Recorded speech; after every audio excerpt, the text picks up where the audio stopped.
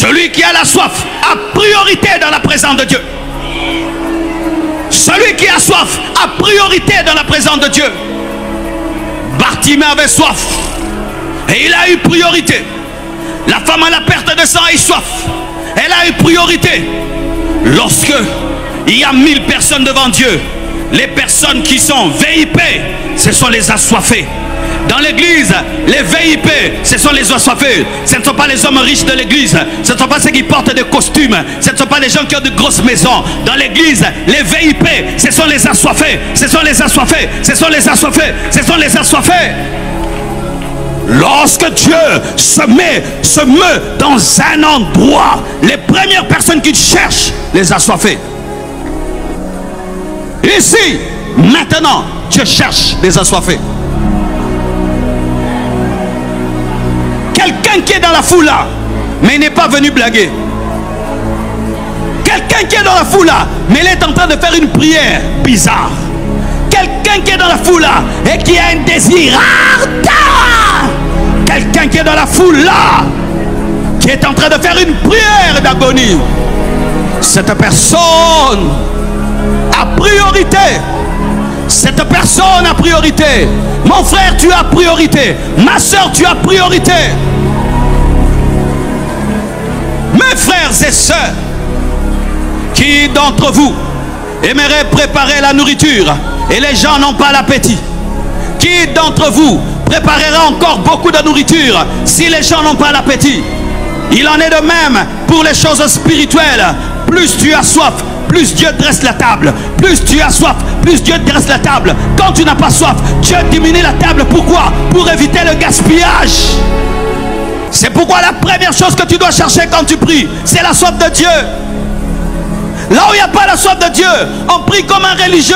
On prie comme si on est puni. Comme certains ici, c'est comme si on les a punis de venir à la veillée. Personne n'est puni. Il fallait rester à la maison. Mais une fois que tu as décidé de venir devant Dieu, tu dois manifester que tu as soif de lui. Pourquoi veux-tu qu'il te donne si tu ne le désires pas? Adam n'a pas demandé à Dieu une femme. Dieu lui a donné une femme. Et quand il y a eu des problèmes, il a dit, c'est la femme que tu m'as donnée. Maintenant, Dieu donne ce que tu désires. Le Seigneur t'a appelé à un niveau d'onction, mais ta vie de prière est petite. Le Seigneur t'a appelé à un niveau d'onction, mais ta vie de prière est petite. Tu dois monter dans la vie de prière. Pas la vie de prière à l'église, non. Dans le secret. Dans le secret. Dans le secret. Tu as une grande destinée, mais ta vie de prière est petite. Tu ne pries pas comme en fonction de ta grande destinée. Tu manques la soif. Tu manques la rage. Tu manques la rage. Dieu t'a révélé ce à quoi il t'appelait. Mais regarde comment tu pries. Lorsqu'une personne adulte boit l'eau comme un enfant, elle tombe malade. Lorsqu'une personne adulte mange comme un enfant, elle tombe malade. Et lorsque tu as une grande destinée et tu ne pries pas à la hauteur de cette grande destinée, tu seras malade. Regardez comment Jésus priait. C'était la prière d'un Messie. Il était le Messie. Et il avait une vie de prière de Messie. Il était le Fils de Dieu. Il avait une vie de prière de Fils de Dieu. Mais souvent il n'y a pas une corrélation entre notre appel et notre vie de prière. C'est pourquoi nous passons à côté.